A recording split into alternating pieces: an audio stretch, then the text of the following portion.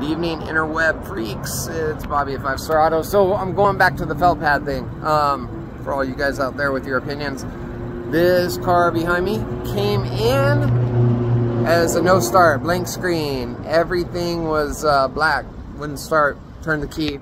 So it's after hours. I'm exhausted. Been a long day, but we're still gonna have been helping her. It's just who we are. I'm gonna open the garage for her. Chivalry's not dead, don't forget that. So my guess, and I think everybody's guess, would be that it's probably bad connection on the battery, but my diagnosis is different.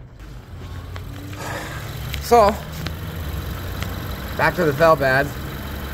Now I'm sure you could slam it past that felt pad, but I'm thinking that it shouldn't do that, and that felt pad is stopping me from going all the way down on the taper.